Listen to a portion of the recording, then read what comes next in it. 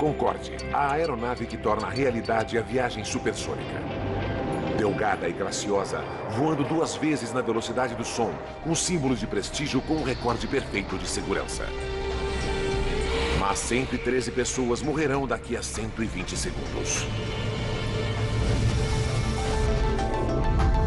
Agora, utilizando avançada tecnologia computadorizada, revelaremos exatamente o que deu errado. Desastres não acontecem simplesmente. Eles são uma sequência de eventos decisivos. Conheça as determinações fatídicas naqueles segundos finais antes do desastre. Segundos fatais. Concorde. Europa. França. Paris. 25 de julho de 2000.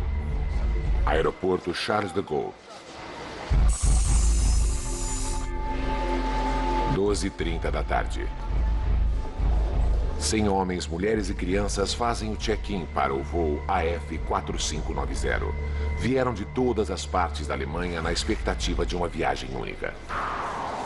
Férias de sonho, custando no mínimo $13 mil cada. Começa com um voo no Concorde para Nova York. Depois, um cruzeiro luxuoso pelo Caribe. Para o pai de George Meyer, é um prazer especial para comemorar sua aposentadoria. Ele fez 65 anos em 2000 e queria esse prazer para si e sua companheira. Ambos gostavam de viajar e tinha sempre de ser algo especial.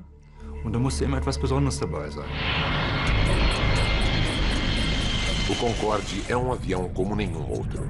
Elegante, luxuoso e, acima de tudo, super veloz.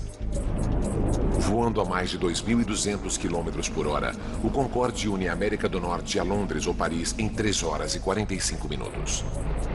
A forma exclusiva do Concorde, com uma cabine compacta e amplas asas deltas, permite que ele risque o céu 3 km a cada 6 segundos.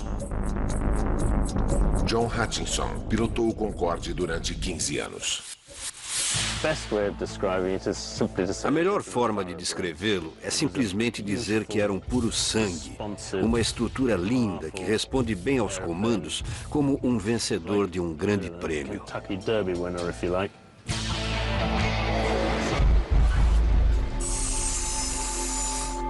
À 1h30, todos os passageiros estão prontos para sua viagem supersônica. O piloto, o capitão Christian Marty, já está no cockpit preparando-se para o voo. Os passageiros estão em boas mãos. Marty, de 54 anos, é um dos pilotos mais experientes da Air France. Um aventureiro de talentos extraordinários. Em 1982, Christian Marty foi o primeiro francês a cruzar o Atlântico num windsurf. É uma celebridade nacional. A bordo do Concorde, o capitão Marty faz a verificação pré-voo. Seu controlador de tráfego aéreo é o experiente Gilles Logilin, que chega para iniciar seu turno da tarde.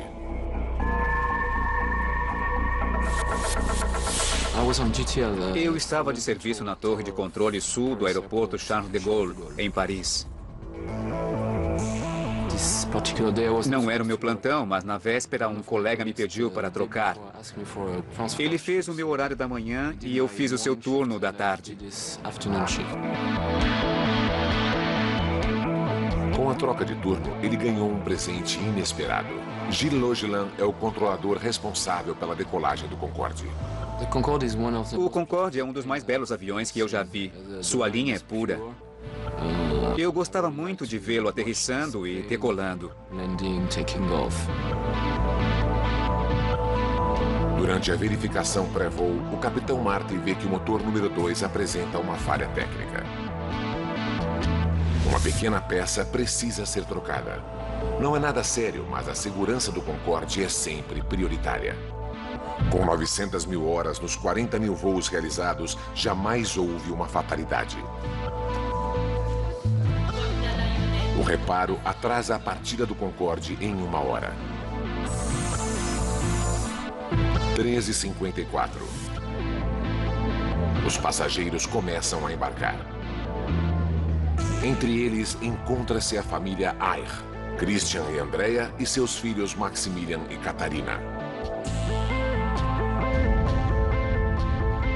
Klaus e Margaret Franzen são professores que economizaram 20 anos para esta viagem. Famílias comuns saindo para uma aventura em comum. Às 4h35 da tarde, o Concorde está pronto para decolar. A bordo, a ansiedade aumenta à medida que o jato supersônico taxia na pista. Na torre de controle, Gilles Logelin autoriza a decolagem do voo 4590 da Air France na pista 26 à direita. São 4h40 da tarde. Até então, para passageiros e tripulantes, tudo está normal. O capitão Marty alinha o avião na cabeceira da pista, pronto para liberar a potência dos 4 motores Rolls-Royce do Concorde. Para o piloto sênior John Hutchinson, um momento como este é sempre especial. Quando abrimos os reguladores de gasolina para a potência total, sentimos uma grande vibração de força enquanto o avião acelera pela pista. E tem-se a sensação de que a única coisa que ele quer é elevar-se no ar o mais rápido possível para o seu ambiente natural.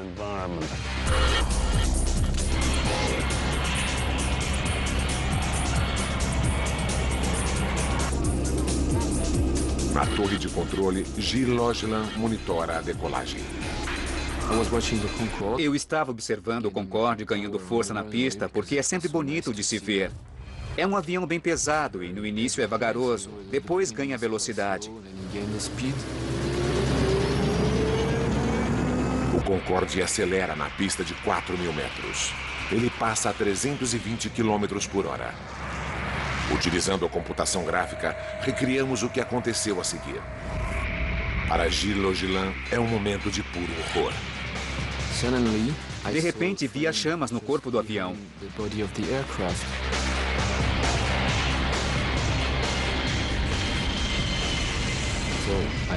Corri para o microfone e disse: Air France 4590, as chamas atrás de vocês. O capitão Marty não pode ver as chamas e com uma aceleração de 320 km por hora, o Concorde tem que decolar. Restam só 2.000 metros de pista e o Concorde precisa de 3.000 para ter a chance de parar em segurança. Nessa velocidade, em qualquer situação, o avião tem de decolar. Ele não pode abortar a decolagem. Observando as chamas, vi o nariz do Concorde levantar.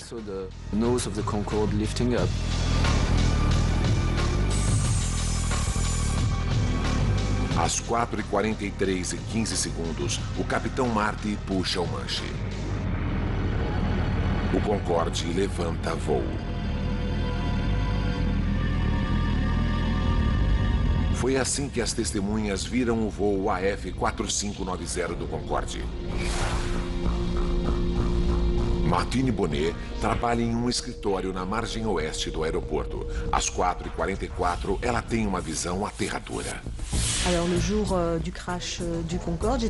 Eu estava olhando pela janela e vi o Concorde decolando lentamente com a parte traseira em chamas. Senti muito medo porque, com tanto fogo, achei que o avião ia explodir bem na minha frente. Peut-être exploser juste là devant nos bureaux. A aeronave danificada prossegue em seu voo.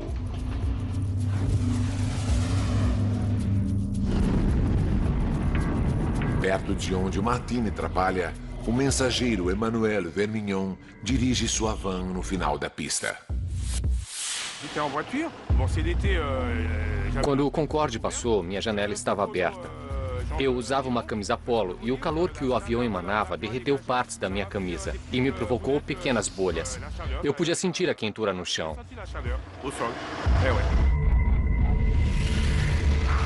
Enquanto o capitão Marty luta com o controle para ganhar altitude, fora de suas vistas, as chamas envolvem a asa esquerda. A visão chocante foi filmada pela esposa de um motorista de caminhão. É o único filme mostrando o Concorde em chamas. Ele será uma prova vital nas investigações.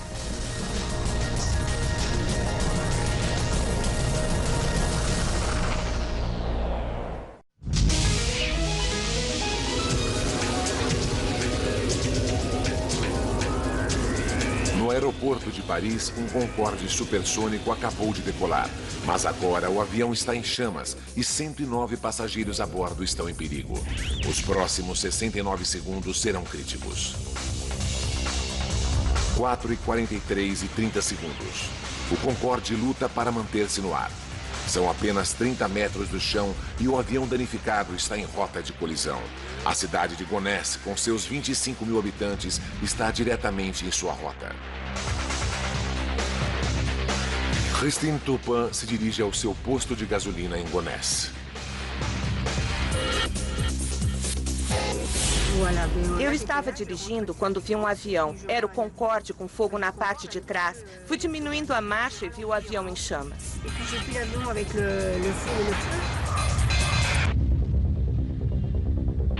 O capitão Marty está ficando sem opções.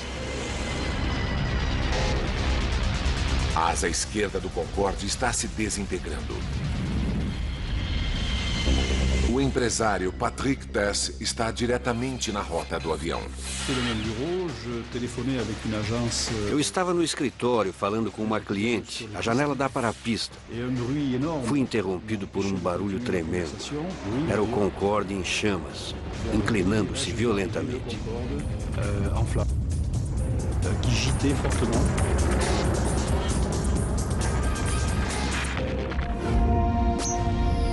O Concorde inclina-se para a esquerda. O avião estanca e mergulha para o solo.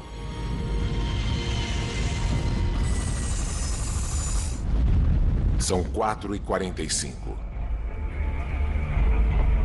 Este é o momento que todo controlador de voo teme. Gilles Logelin pega o microfone.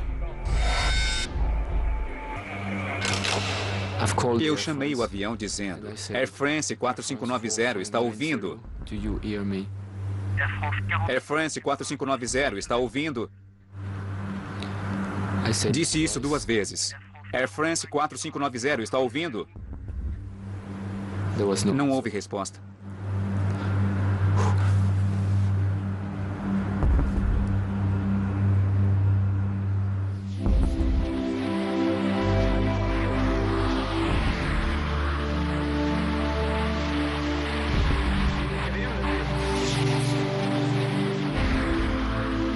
O jato supersônico com os tanques cheios e 109 pessoas a bordo cai sobre um hotel nas cercanias de Gonesse.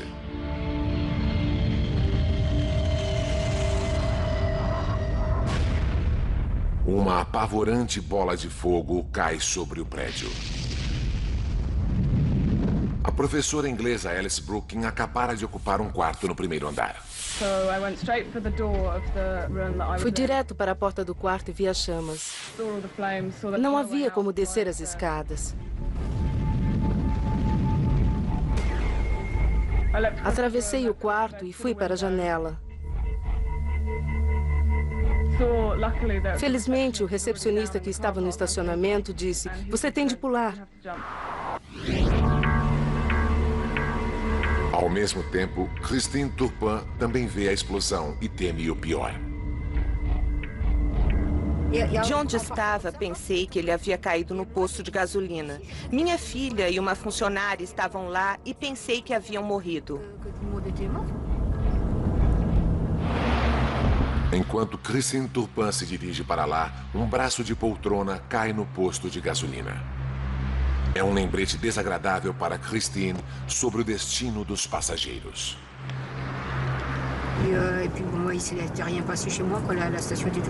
Ao se ver um braço de poltrona, não se pode deixar de imaginar que deve ter sido dos passageiros a bordo do avião. 8 minutos depois da queda, dezenas de carros de bombeiros e ambulâncias correm para o local. Uma tragédia estarrecedora, não só para os passageiros do Concorde, como para os que estão no hotel. O chefe regional dos bombeiros, Coronel Fabrice Chauvin, lidera o salvamento. Enquanto dirigia, muitas coisas passaram pela minha cabeça. O mais importante para mim era dividir a operação em duas partes separadamente. Uma, a queda do avião, apagar o fogo e salvar os sobreviventes. E dois, organizar socorro para os feridos antes de serem levados para o hospital. A intensidade do fogo é tão grande que levarão 3 horas para controlá-lo. Como mostram as cenas deste noticiário, os restos queimados do avião e do hotel estão irreconhecíveis. As tentativas de resgate são inúteis. 113 pessoas morrem, 4 do hotel e 109 passageiros e tripulantes do Concorde.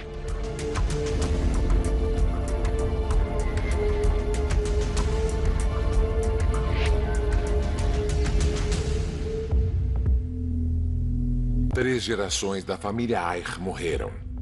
Os avós das crianças quiseram oferecer à família férias inesquecíveis e reservaram o voo no Concorde. Os professores Klaus e Margaret Franzen economizaram durante 20 anos para voar no Concorde. A equipe de salvamento começa a trágica tarefa de retirar os corpos do local do acidente.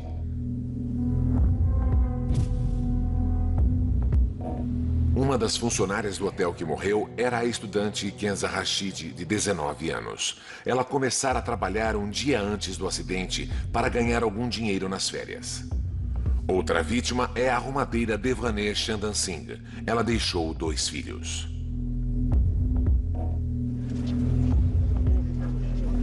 A maioria dos corpos foi carbonizada e os médicos legistas só poderão identificar as vítimas pelas arcadas dentárias.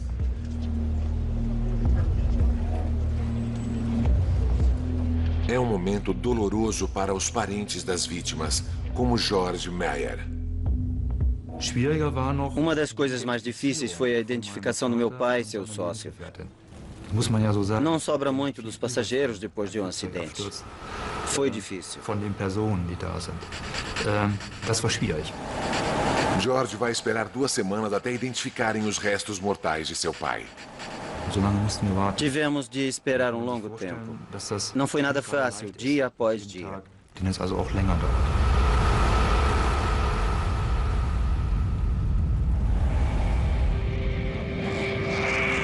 O acidente surpreende a todos.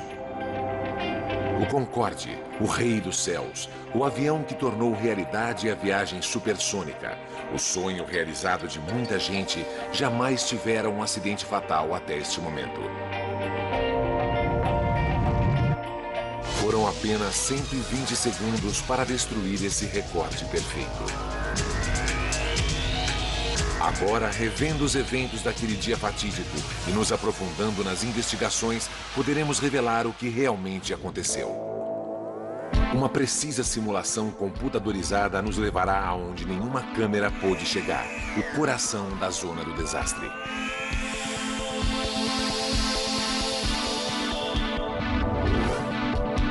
O Bureau Francês de Acidentes Aéreos enviou seus melhores investigadores. Utilizando seus dados, podemos agora juntar a sequência mortal de eventos para descobrir o que realmente causou essa tragédia terrível. Quando as investigações começam, nada é deixado de lado. Teria o Capitão Marty cometido um erro fatal? Ou haveria uma falha oculta no avião? Investigadores fazem verificações de rotina na lista dos passageiros e nas bagagens. Imediatamente encontram uma coisa suspeita: 19 malas que, de acordo com o relatório de carga, não deveriam estar no avião. Não pertenciam aos passageiros do voo AF4590. Poderia um terrorista ter colocado uma bomba no avião? Não teria sido a primeira vez. 270 pessoas morreram em 1988, quando terroristas plantaram uma bomba em uma mala que destruiu um 747 da Pan Am no abominável acidente em Lockerbie. Em Gonesse, os investigadores dividem o local da queda do Concorde para uma busca meticulosa. Eles fotografam e rotulam tudo o que é encontrado em cada seção. É um processo trabalhoso que leva 4 semanas. Depois, cada pedaço dos destroços é levado para identificação e análise. 3 hangares do Le Bourget, outro aeroporto de Paris, torna-se seu local de repouso final. Este monte de entulho é tudo que sobrou do hotel, tal a intensidade do impacto e do fogo. A construção de 40 apartamentos é reduzida a pouco mais de uma pilha de fragmentos.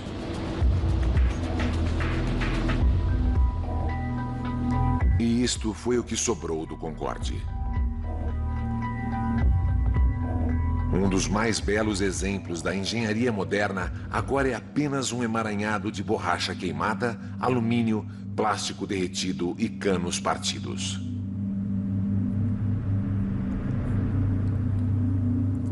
Os investigadores franceses separam e identificam cada fragmento. Entre estes restos queimados jazem importantes pistas para elucidar a causa da queda do Concorde.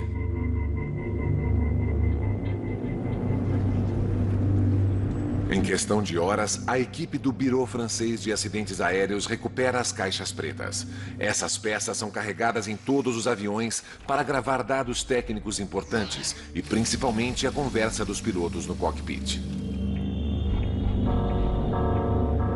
Eles analisam as caixas pretas. Não há som de explosões e fica claro que não se pode culpar o terrorismo. Os investigadores são forçados a buscar uma nova pista. Eles se concentram no reparo do motor ordenado pelo capitão Marty pouco antes da decolagem. Eles sabem que o Concorde havia voltado de Nova York no dia anterior, com um inversor de empuxo defeituoso no motor número 2. O inversor de empuxo ajuda a frear o avião depois da aterrissagem. Os investigadores analisam a gravação dos dados do voo, mas não encontram provas de que um inversor de empuxo defeituoso possa ter causado o acidente. Aumenta a pressão para se encontrar uma resposta. Até lá, as autoridades francesas proíbem todos os voos no Concorde da Air France. As atenções agora se voltam para os 120 segundos do início da última decolagem da aeronave. O capitão John Hutchinson pilotou centenas de decolagens dela. Depois de alinhado na pista, o capitão aperta o cronômetro e abre totalmente os reguladores. A tarefa do capitão é manter-se em linha reta na pista. A tarefa do copiloto é fazer o que a velocidade pede. O engenheiro de voo está ali presente, monitorando todos os instrumentos, principalmente este grupo, que são dos motores.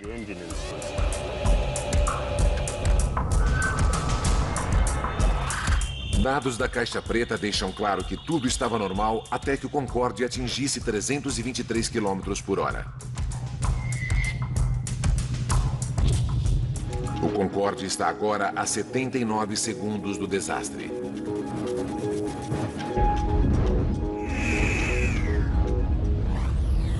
Registros de dados revelam uma súbita perda de potência em ambos os motores sob a asa esquerda. Imediatamente, a caixa preta grava o aviso dramático da torre de controle. Air France 4590, vocês estão com a traseira em chamas.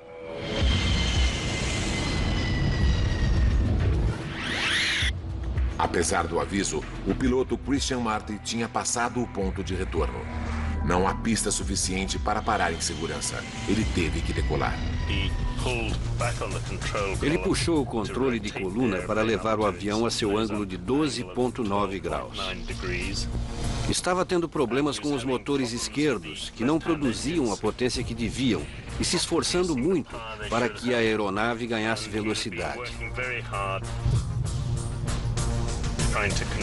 Mas com certeza estava sendo vencido pelos problemas dos motores esquerdos.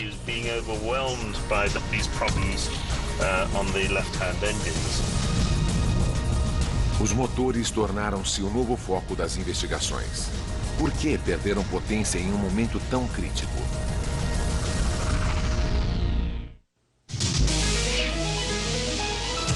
Com apenas 2 minutos de jornada, o voo 4590 do Concorde da Air France cai matando 113 pessoas. Um golpe devastador na primeira aeronave supersônica do mundo.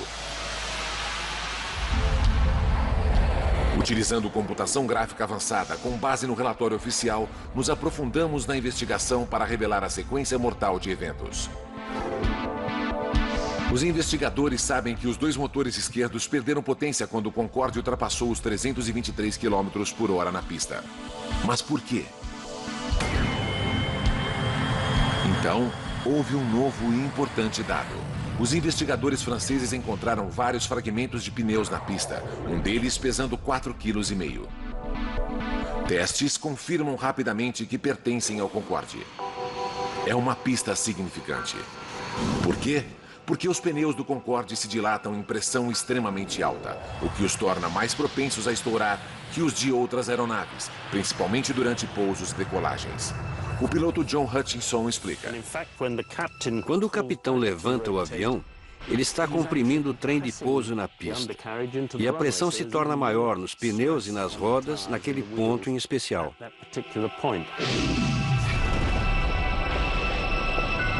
Essa pressão adicional torna os pneus do Concorde ainda mais vulneráveis. Há mais alguma coisa. Os investigadores franceses do acidente voltam aos registros e descobrem que, para o Concorde, estourar pneus não é nada raro. Eles identificam mais de 50 casos de estouro de pneus em pousos e decolagens em 24 anos.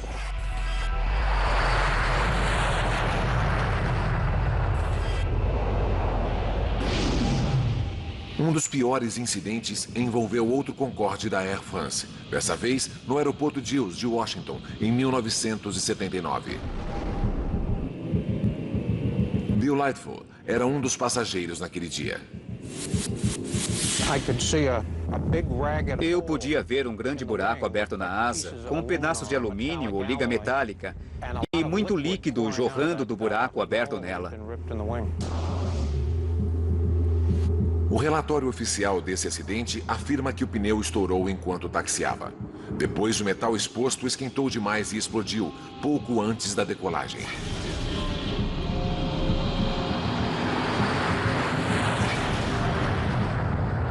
O avião decolou, mas 20 minutos mais tarde voltou ao chão em segurança. O avião sobreviveu a esse susto que causou uma grande vistoria de segurança nos pneus. Os engenheiros do Concorde instalaram sensores para detectar pneus subinflados, modificaram procedimentos de inspeção de rodas antes de cada voo e, o mais importante, como explica o especialista em aviação David Learmonth, desenvolveram pneus mais fortes que podem suportar 2 vezes o peso de sua carga normal. O requisito em voos de teste era podermos ter um pneu estourado na decolagem e podermos completá-la sem pneu algum.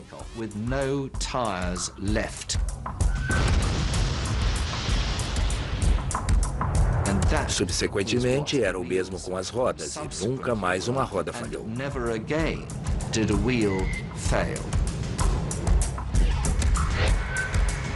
Isso até 18 anos mais tarde, quando alguma coisa errada acontece.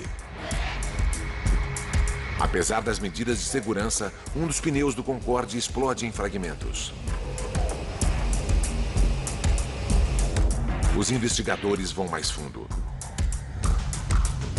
Eles reexaminam os escombros encontrados na pista e fazem a mais importante descoberta da investigação. Esta misteriosa tira de metal de 43 centímetros. Quando se encaixa a tira de metal de 43 centímetros ao dano no pneu do Concorde, o ajuste é perfeito. De repente, tudo passa a depender da origem desse metal. De onde ele veio? São 5 semanas de trabalho cuidadoso de detetive, comparando-a a milhares de partes que formam uma aeronave. Então, uma brecha. Eles descobrem que a tira de metal pertence à montagem do motor de um DC-10. E o registro de voos de Paris revelam que um DC-10 da Continental Airlines decolara 5 minutos antes do Concorde. Eles rastreiam o avião até Houston, no Texas, e incrivelmente descobrem que faltava uma parte do motor. é a tira de metal ajustada 16 dias antes durante a manutenção no DC-10. Quando David Learmonth vê a fotografia da tira de metal, fica atônito. Tinha bordas ásperas e não porque o Concorde havia passado por cima dela. Tinha sido cortada grosseiramente. As bordas não eram retas. Outra coisa, foram feitos orifícios para parafusos ou rebites que se espalhavam por toda a parte.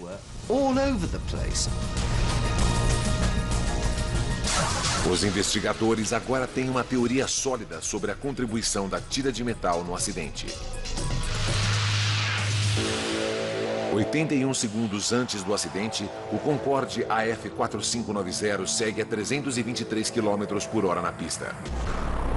O pneu bate na tira de metal. Explode e um pedaço de borracha de 4,5 kg sai voando e atinge a asa. Os tanques de combustível do Concorde localizam-se nas asas e, em seu formato em delta, elas não são projetadas para suportar tamanho impacto. Esse tipo de eventualidade jamais fora previsto em testes. Estimava-se, em cada teste para provar uma aeronave, que se um pneu explodisse, seus pedaços pesariam cerca de 1 quilo.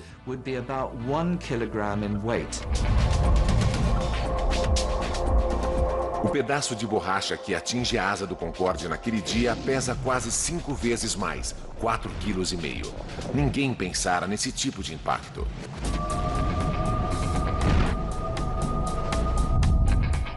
E mais, pode-se encaixar um fragmento grande do pneu em uma cavidade na asa, mas, surpreendentemente, a asa não foi perfurada naquele ponto. E se o pesado pedaço de borracha não perfurou a asa, o que fez o combustível vazar? O pedaço de pneu que atingiu a asa e a danificou era tão grande e chato que, embora muito pesado, não perfurou a asa. Mas causou uma onda de choque tão forte no combustível que abriu uma brecha no tanque da asa para o lado de fora. O choque foi enorme.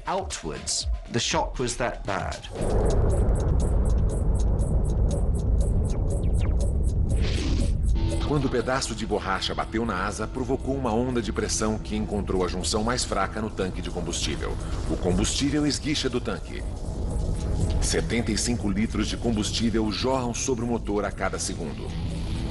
Mas mesmo derramado sobre o motor, precisa de uma fagulha que cause a ignição. De onde veio essa fagulha?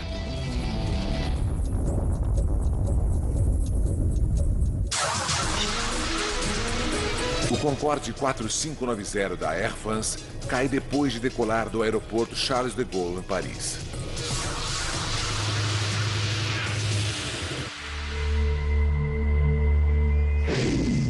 Nossos gráficos podem simular uma câmera virtual na pista para revelar a causa do acidente. Quando o avião desliza pela pista, uma grosseira tira de metal fura um pneu. 81 segundos antes do acidente, um pedaço de borracha atinge os tanques de combustível. O combustível jorra sobre os motores. Não basta isso para causar uma catástrofe. É preciso uma fagulha.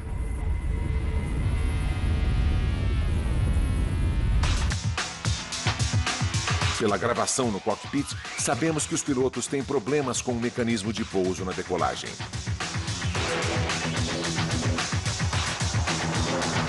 Enquanto o Concorde luta para ficar no ar, o piloto Christian Marty busca levantar o trem de pouso. Mas ele se emperra aberto.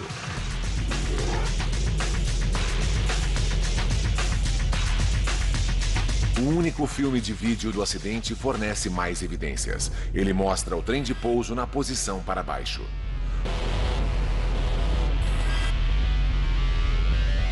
O que impediu que as rodas se retraíssem?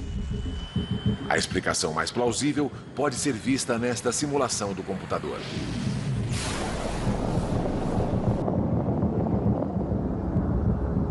Estilhaços do pneu estourado atingem a caixa de engrenagem da aterrissagem, onde danifica cabos de força.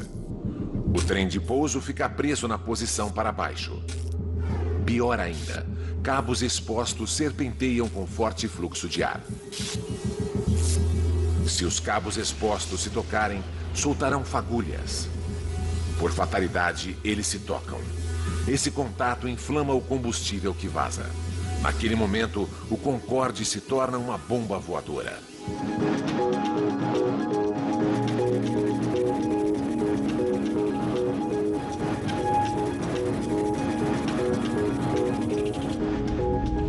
Agora podemos dizer como deve ter sido para o Capitão Marty.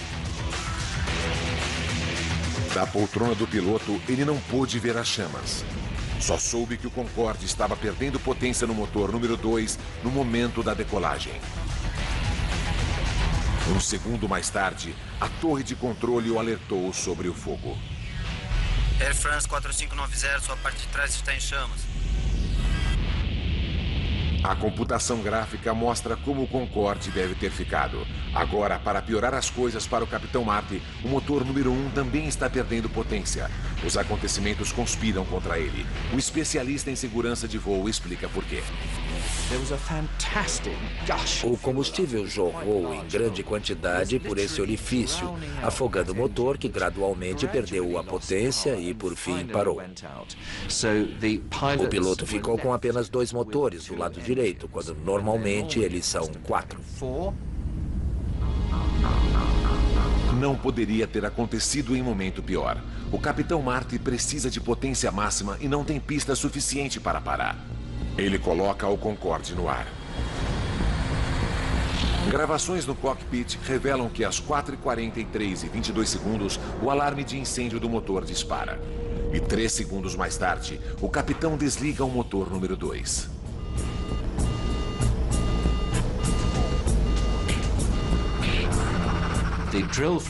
O procedimento para incêndio é desligar o motor, cortar o suprimento de combustível e tentar o extintor de incêndio para apagar o fogo.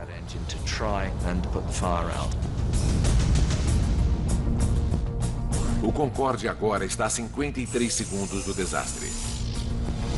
Gilles Logelan, na torre de controle, ajuda como pode o Capitão Marty.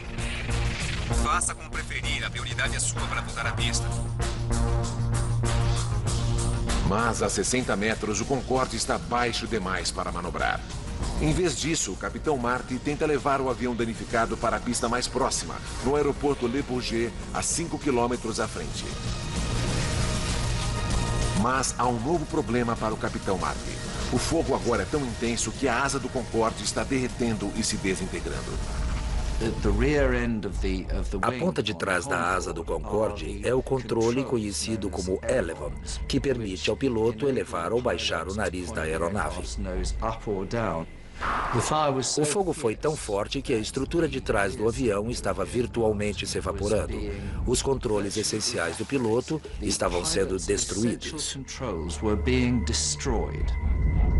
Ao mesmo tempo, os detectores de fumaça dos toaletes eram ouvidos nas gravações. Para os passageiros, vapores na cabina tornam as condições insuportáveis. O Concorde está agora a 49 segundos do desastre.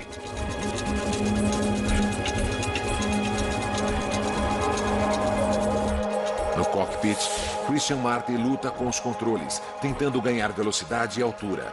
Mas está sendo vencido pelo fato de que a asa e seus controles estão se desintegrando.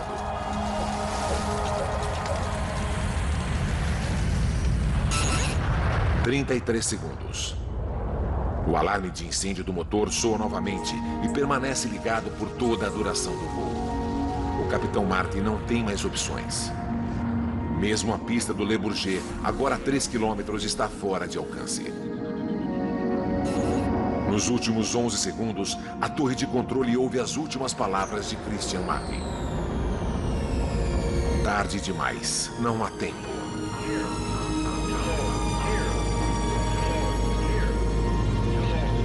Faltando 4 segundos, o avião mergulha 15 metros. O ato final foi o avião erguer-se e atingir cerca de 110 graus de inclinação lateral. Naquele momento, o avião tornou-se completamente incontrolável. 3 segundos. O Concorde não se mantém mais no ar. Ele para e começa a tombar para a esquerda. Há um hotel diretamente abaixo. O avião está prestes a cair.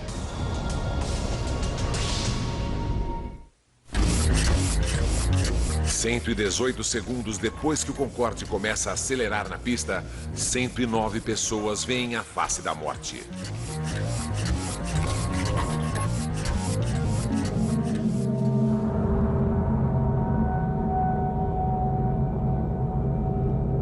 Dois segundos mais tarde, ele cai sobre um hotel de aeroporto.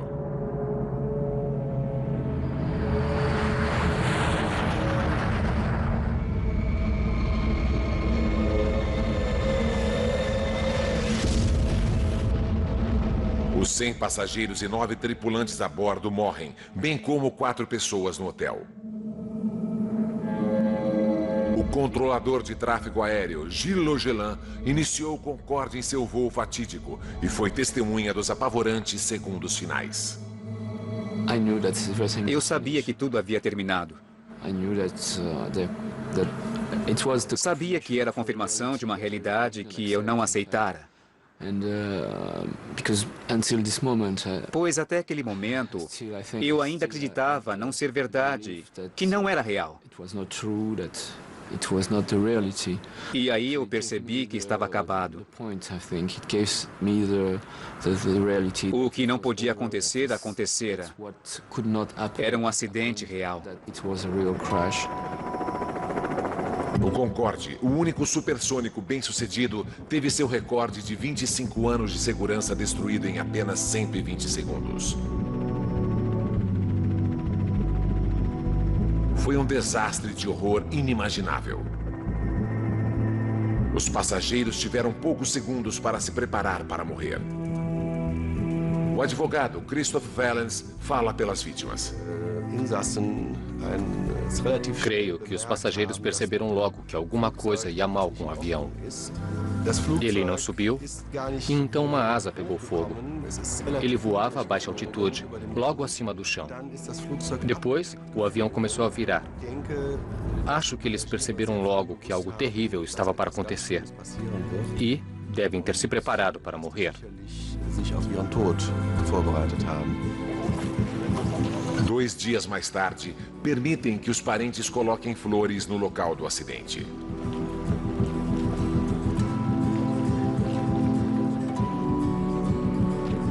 Ainda hoje, eles sentem uma profunda sensação de perda.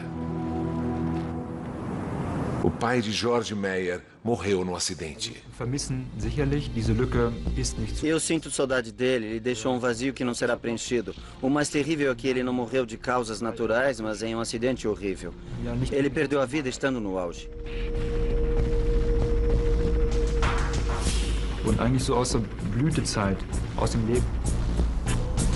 O desastre também foi traumático para os sobreviventes da cidade de Gonesse. O empresário Patrick Tess escapou milagrosamente. Ele trabalha ao lado do hotel destruído pelo Concorde. Até hoje, ele relembra fatos.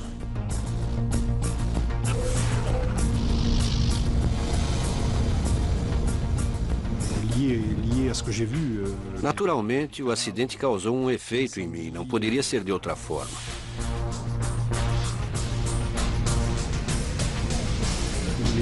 Ver o que eu vi, os corpos, o fogo, os ferimentos, foi horrível. O odor de carne queimada é terrível. C'est terrible, le kérosène, les odeurs de chair grillée, c'est terrible.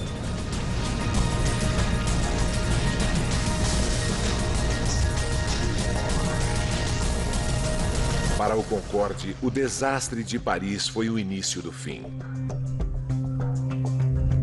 3 semanas depois da queda, todos os voos do Concorde são suspensos. A Air France e a British Airways, as duas companhias que voam com o Concorde, têm que fazer grandes modificações na segurança.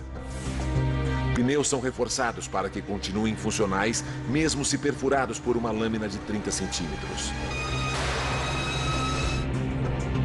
Engenheiros cobrem os tanques de combustível com revestimento à prova de balas para resistir a perfurações. E fiações elétricas no trem de pouso principal são reforçadas.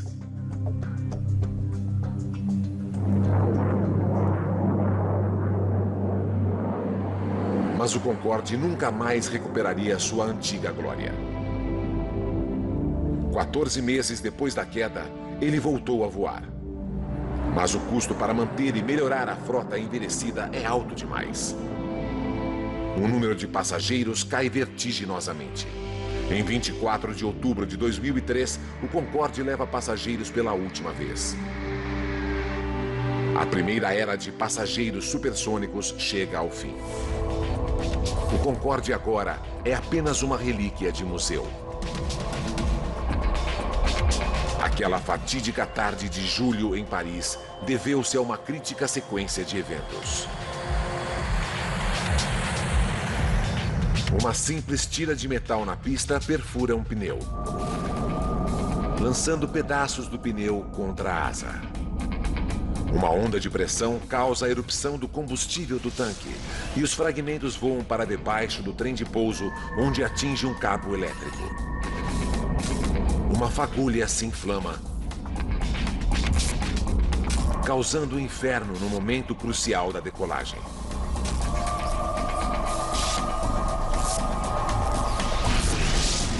A partir dali, o Concorde está condenado. Uma sequência de eventos que ninguém poderia prever e que veio a culminar com a sua destruição.